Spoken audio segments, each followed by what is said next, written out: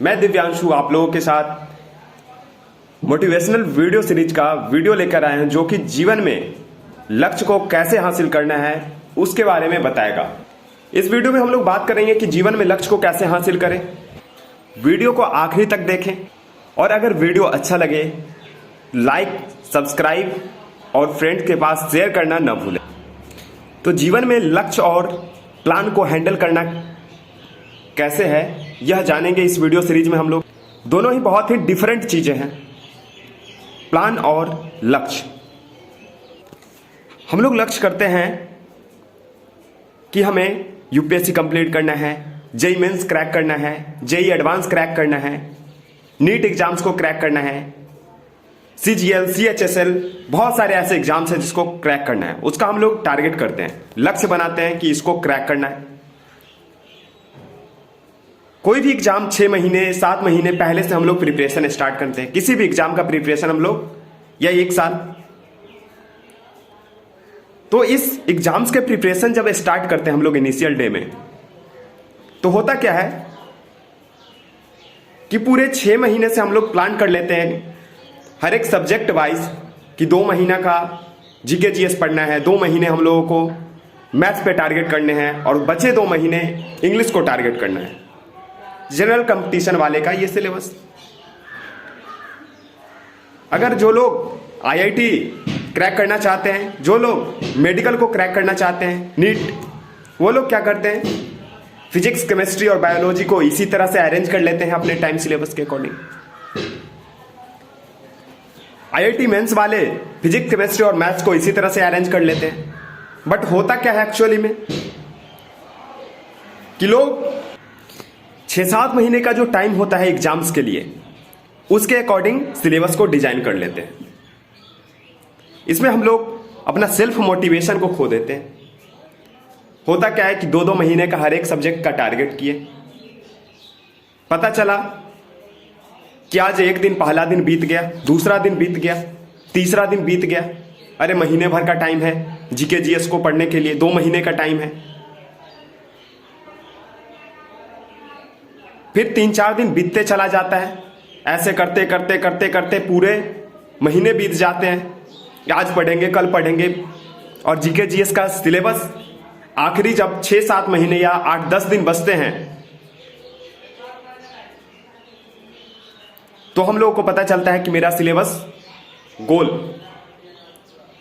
कुछ कंप्लीट ही नहीं हुआ, क्योंकि बचे जब 7-8 दिन या 10 दिन हैं उसमें तो पूरे 2 महीने का सिलेबस एंड हो नहीं सकता है।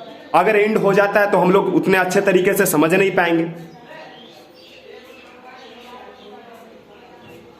उसी तरह से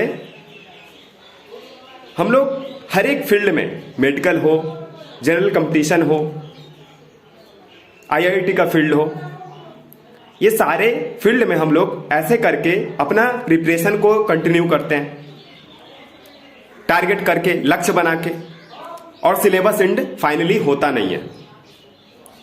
हम लोग अपने लक्ष्य के अकॉर्डिंग पढ़ नहीं पाते हैं।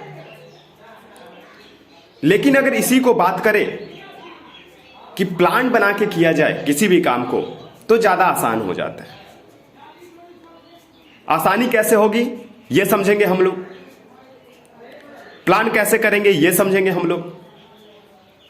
तो जब हम लोग किसी भी चीज को प्लानिंग करते हैं, जैसे में हम लोगों को कोई जनरल कंपटीशन को फेस करना है, कोई भी एग्जाम है 3-4 महीने बाद जिसे हम लोगों को फेस करना है, तो टारगेट कैसे करेंगे 3-4 महीने का। हम ये नहीं सोचेंगे कि महीने भर में इतना पढ़ेंगे, हम ये सोचेंगे कि एक दिन में कितना पढ़ेंगे। अगर महीने भर का सोचते हैं तो 1 दिन 2 दिन कर करके पूरे 20 दिन 25 दिन चले जाते हैं। आखिरी के 5 दिन में हम लोग सोचते हैं कि अरे मेरा सिलेबस कंप्लीट नहीं हुआ। अगर वही चीज हम लोग पर डे में करते हैं, प्रत्येक दिन करेंगे अपने सिलेबस को टारगेट प्लान्ड वे में, तो क्या होगा। तो पर डे करने से यह होता है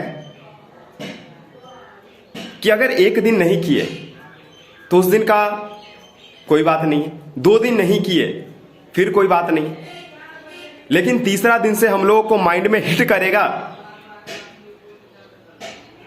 कि हम लोग 2 दिन से टारगेट नहीं कर रहे हैं। ये चैप्टर खत्म करने थे मैथ्स के, किए नहीं खत्म। अलजेब्रा आज 2 दिन में खत्म करना था, हुआ नहीं खत्म। तो ऐसे करके के अगर हम लोग प्लान करेंगे कि 24 घंटे में 6-7 घंटे सोने का, 2-3 घंटे एक्स्ट्रा टाइम एक्स्ट्रा वर्कआउट का, तो अगर 10 से 12 घंटे अगर हटा दें 24 घंटे में से, तो बचे हमारे पास 12 घंटे। बचे 12 घंटे में हम लोग अगर सही से यूटिलाइज करें उस समय का, उस टाइम का, तो हम लोग आसानी से अपने लक्ष्य की तरफ जा सकते हैं।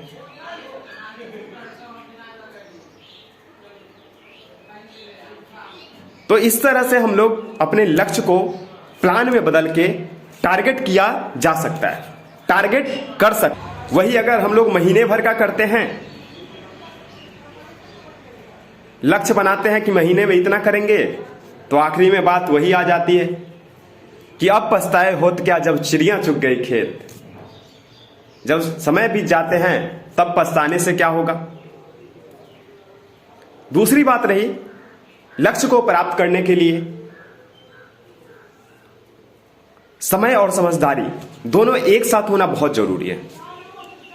समय और समझदारी दोनों बहुत ही डिफरेंट वर्ड हैं, दोनों शब्द में बहुत ही अंतर है, लेकिन दोनों का एक साथ होना बहुत जरूरी है। वह कैसे? जब हम लोग 9th-10th में होते हैं तो किसी भी कोर्स को टारगेट करने के लिए हमारे पास बहुत ही समय होता है, क्योंकि 10th है, 11th है, 12th है, तो आसानी से लगता है कि हम लोग कुछ ना कुछ कर ही लेंगे। बट एक्चुअली में ऐसा होता नहीं है। क्यों नहीं हो पाता है?